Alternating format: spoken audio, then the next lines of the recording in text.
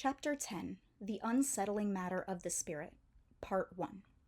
Yinghua, lady-in-waiting to the emperor's favorite consort, Gyokyo, was faithfully at her work as she was every day. All right, so she had fallen asleep on the job the other day, but her gracious mistress had forborne to punish her. The only way to repay her then was to work herself to the bone.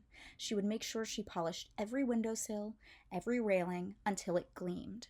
This was not something a lady-in-waiting would be expected to do, but Yinghua was not above doing a servant girl's work. Consort Gyokyo had said how much she liked hard workers. Consort Gyokyo and Yinghua both came from a town to the west. The climate there was dry, and the area had no special resources to speak of and was periodically subject to drought. Yinghua and the other ladies-in-waiting were all officials' daughters, but she didn't recall her life in her hometown as especially luxurious.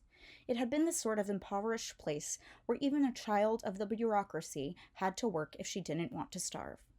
And then Gyokyo was taken into the palace, and the world began to take note of her home. When the consort received the special attentions of the emperor, the central bureaucracy could no longer hide where she had come from. But Gyokyo was an intelligent woman. She wasn't content simply to be a pampered ornament, and Yinghua was bent on following her lady wherever she might go, including into the rear palace. Not all of Gyokyo's ladies showed the same dedication, but those who remained deeply resolved to work even harder to make up the difference. When Yinghua went into the kitchen to organize the utensils, she discovered the new girl there, making something. Mao Mao was her name, Yinghua recalled, but she had proven so taciturn that nobody was sure what kind of person she really was. Consort Gyokyo was an uncommonly strong judge of character, however, so it was unlikely Mao Mao was a bad egg. Indeed, Yinghua felt sorry for her. The scars on her arm obviously bespoke a history of abuse, after which she had been sold into service, and now brought on to taste food for poison. It was enough to bring a tear to a lady-in-waiting's eye. They kept increasing her portions at dinner, hoping to plumpen the spindly girl, and they refused to let her do the cleaning so that she wouldn't have to reveal her injuries to the wider world. Yinghua and her two fellow ladies-in-waiting were of one mind in all this, and as a result, Mao Mao frequently found herself with little to do.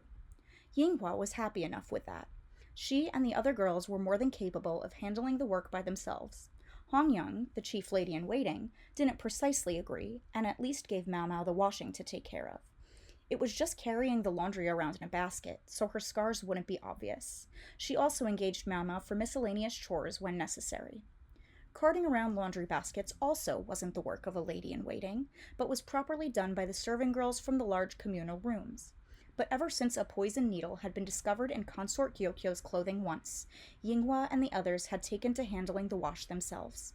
It was incidents like this that inspired them to debase themselves as if they were simple serving women. Here in the rear palace, they were surrounded by enemies. "What are you making?" Mao Mao was boiling something that looked like grass in a stew pot. "It's a cold remedy." She always answered with the absolute minimum of words. It was understandable, poignant, in fact, to realize how hard she must find it to get close to people as a result of her abuse. Mao Mao was profoundly knowledgeable about medicine, and occasionally made some like this. She always cleaned up after herself neatly, and the anti-chapping ointment she'd given Yinghua recently was precious stuff, so Yinghua didn't object. Sometimes Mao Mao even produced the concoctions at Hongyang's request. Yinghua took down some silver dishes and began diligently polishing them with a dry cloth. Mao Mao rarely said much, but she knew how to be a polite listener in a conversation, so it never hurt to talk to her. And that's what Yinghua did, telling her about some rumors she'd heard recently. Stories of a pale woman who danced through the air. Mao Mao headed for the medical office with her completed cold remedy and a basket of laundry. It was the doctor's right to give his imprimatur to any medicine, even if it was only for form's sake. "Did the spirit suddenly pop up in the last month?" Mao Mao shook her head at the garden variety ghost story. She hadn't heard anything of the sort prior to arriving at the Jade Pavilion, and because she trusted Xiaolan to tell her anything worth hearing, she had to think the rumor was a recent one. The rear palace was surrounded by what amounted to castle walls. The gates in each wall were the only ways in or out. A deep moat on the far side of the barrier prevented both intrusion and escape. Some said there were former concubines, would-be escapees from the rear palace, sunk at the bottom of the moat even now. So the ghost is supposed to show up near the gate, huh? There were no buildings in the immediate area, just a spreading pine forest. Started around the end of summer. It was the time for harvesting a certain something. No sooner had she had this naughty little thought than Mau Mau heard a voice, one she was not pleased by, but which always seemed to be after her specifically. "Hard at work again, I see." Mau Mau met the man's smile, lovely as a peony blossom, with studious indifference. "Hardly working, sir, I assure you." The medical office was beside the central gate to the south, near the headquarters of the 3 major offices that oversaw the running of the rear palace. Ginshi could be seen there often. As a eunuch, his proper place was in the domestic service department, but this man seemed to have no specific place of employment. Indeed, he almost seemed to oversee the entire palace. It's almost like he's over the head of the matron of the servant women. It was always possible he was the current emperor's guardian, but considering Ginshi looked to be about 20 years old, it was hard to imagine. Maybe he was the son of the emperor or something, but then why become a eunuch? He seemed close with Consort Gyokyo. Maybe he was her guardian instead. Or perhaps the emperor's lover? Relations between the emperor and Gyokyo always seemed perfectly normal when His Majesty came for his visits. But things weren't always what they seemed. Mau Mau got tired of trying to play out the possibilities, though, and so settled on this last one. That was the easiest. "Your face says you're having the world's most impertinent thought," Ginshi said, squinting at her. "Are you sure you're not imagining it?" She bowed to him and ducked into the medical office, where the low-mustached quack of a doctor was industriously pulverizing something in a mortar. Mau Mau grasped that, in his case, this wasn't a step in making some medical concoction, but simply a way of passing the time. Otherwise, why would he need her to give him any medicine she made? The doctor didn't seem to know but the most rudimentary medicinal recipes or techniques. The medical staff was perpetually short-handed, as one might surmise of the rear palace. Women were not allowed to become doctors, and while many men might wish to be, few wished also to become eunuchs. The old quack here had at first treated Mau Mau like a distracting little girl, but his attitude softened when he saw the medicine she made. Now he would put out tea and snacks and gladly share with her any ingredient she needed, but while she was grateful for this, she did question what it said about him as a physician. Confidentiality seemed of little concern to him. "I wonder if this is remotely all right." Mau Mau would entertain the thought, but she wouldn't say anything. The current arrangement was far too convenient for her. "Would you be so kind as to check this medicine I made?" "Ah, hello, young lady. Of course, hold on just a moment." He brought out snacks and some kind of tea. No more sweet buns. There were rice crackers today. This was fine by Mau Mau, who preferred a hotter flavor. It seemed the doctor had been so gracious as to remember her preferences. She'd had the continual feeling that he was trying to ingratiate himself with her, but it didn't bother her. He might have been a quack, but he was a decent person. "Surely there's enough for me, too," a honeyed voice said from behind her. She didn't have to turn around. She could practically feel his effulgence in the air. You must know by now who it was. Ginshi, in the flesh. The doctor, with a mixture of surprise and excitement, promptly changed the crackers and zacha, old tea with flavorings, for more desirable white tea and mooncakes. "My rice crackers." The beaming smile seated itself beside Mau Mau. By dint of social difference, they should never have found themselves sitting side by side, and yet here they were. It might have looked like a gesture of utmost magnanimity, but Mau Mau felt something very different in it, something pointed and forceful. "I'm sorry for the trouble, doctor, but could you go in the back and fetch these for me?" Ginshi handed the quack a slip of paper. Even without getting a clear look at it, Mau Mau could see an abundant list of medicines. It would keep the doctor occupied for a while. The quack squinted at the list, then retreated ruefully into the back room. "So that was the plan all along." "What exactly do you want?" Mau Mau asked bluntly, sipping her tea. "Have you heard the rumors about the commotion concerning the ghosts?" "No more than rumors." "Then have you heard of somnambulism?" The sparkle that lit in Mau Mau's eyes at that word wasn't lost on Ginshi. A naughty bit of satisfaction entered his lovely smile. He brushed Mau Mau's cheek with his broad palm. "And would you know how to cure it?" His voice was as sweet as fruit liqueur. "I haven't the foggiest idea." Mau Mau refused to be self-deprecating, but she didn't want to overstate her abilities either. She'd encountered virtually every kind of illness, though, and seen many of them in patients. Thus, she could say with confidence what she said next. "It can't be helped with medicine." It was a disease of the spirit. When a prostitute had been afflicted with this illness, Mau Mau's father had done nothing to treat it because there was no treatment to give. But with something other than medicine?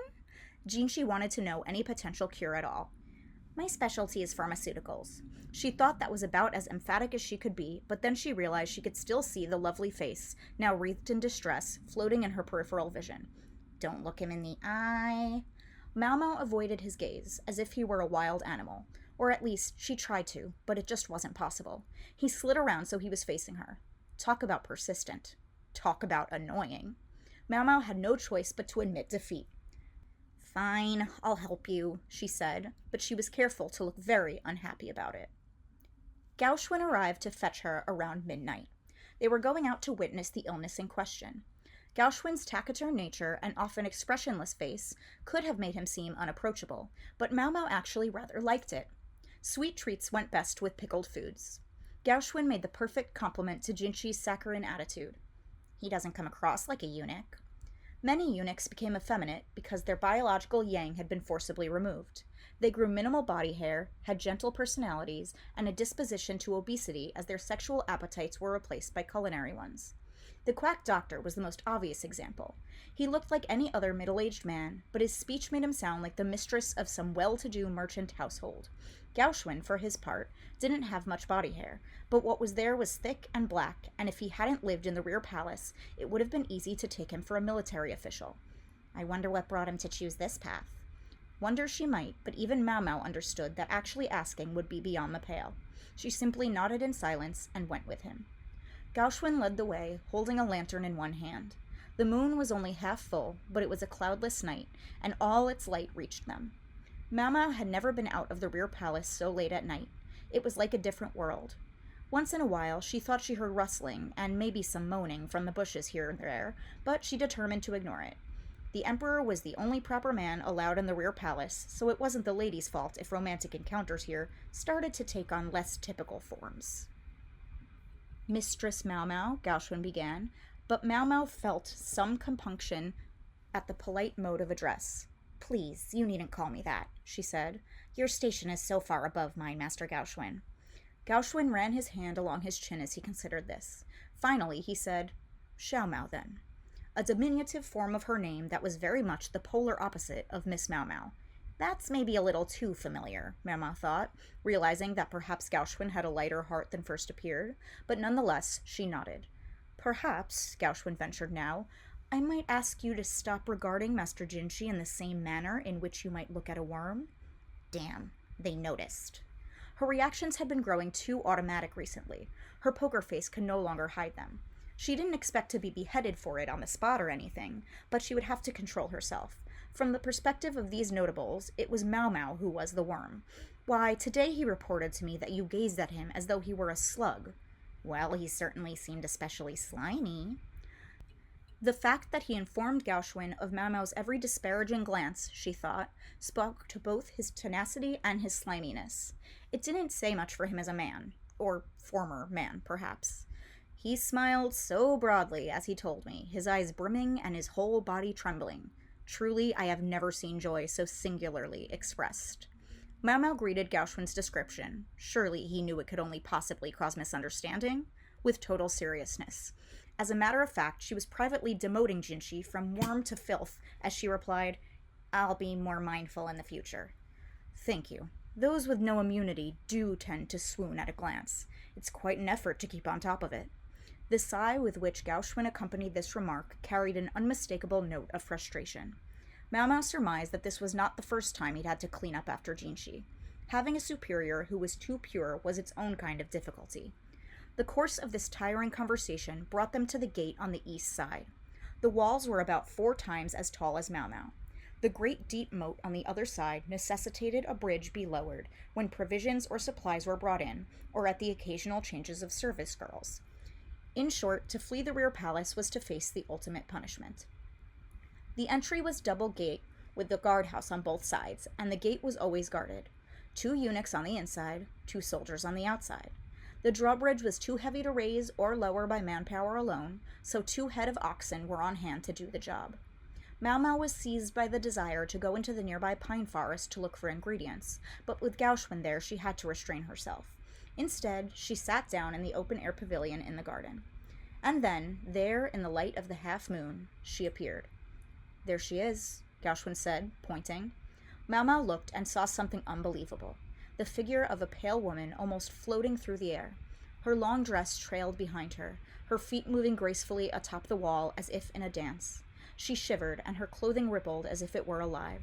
Her long black hair shimmered in the dark, lending her a sort of faint halo. She was so beautiful she seemed almost unreal. It was like something out of a fantasy, as though they had wandered into the legendary Peach Village. "Like a hibiscus under the stars," Mao said suddenly. Gaoshun looked surprised, but then murmured, "You're a quick study." The woman's name was Fuyo, hibiscus, and she was a middle-ranked consort, and the next month she was to be given in marriage to a certain official as a reward for his fine work.